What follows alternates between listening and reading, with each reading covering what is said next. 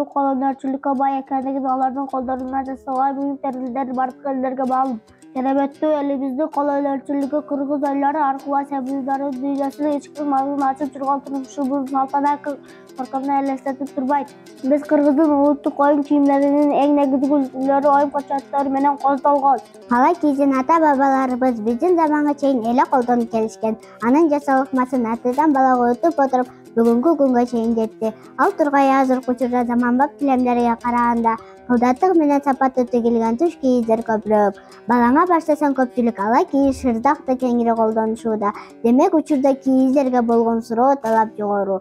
Бул элдик көркөм кол өнөрчүлүктө жүндөн уютулган жердик. Боз үйдүн жабы суну шырдактын, жабык башка ала кийиз, кемен тайдын калпактын өрө кийиз, ала кийиз, шырдак, шырдамак, ойма теке жана башка буюм тайын тартып кийизи болуп бөлүнөт. Бир кадам жүндү тазалоо алгачкы кадам жүндү тандоодон башталат. Кийиз койдун көзүндө кыркылып алынган жүнүнөн жасалат. Ал эми жазгы жүн кийиз жасоого жарабайт. Жүндүн тикенектерин тазалап алган соң жагымсыз жыттарды арылтуу үчүн жүндү ысык сууга жуубайт. Себеби ал кургаганда бири-бирине жабышып, тоголоктошуп, кийиз сымал кирип калат. Андыктан жылуураак сууга айна кошуп жууп алгач, акырында муздак суу менен чайкайбыз. Боек салып, боекко салынуучу жүн ак койдун жүнү болууга тийиш.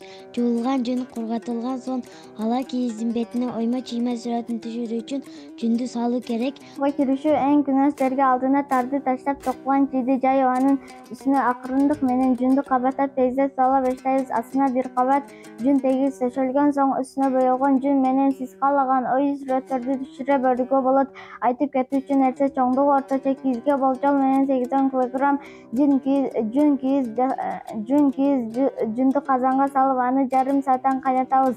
Шырдак жасоо үчүн кийиз жасалат. Шырдактын бети болуучу ак кийиз ар кыл түскө боелот. Жүндү толук жаткызып, сиз каалагандай формадагы жана түстөгү кийиздин болжолдуу көрүнүшүнө ээ болгондо анын бетине майда тешиктер бар идиш менен самындуу кайнак суу куюп чиге оройбуз. Чиге оролгон кийизди арчындалган аркан менен бекем байлап, маал-маалы менен ысык суу куюп 1 сааттай күч менен ары бери кайрайт. Бул учурда жүн кирип бири-биринен ажырагыс абалга келет.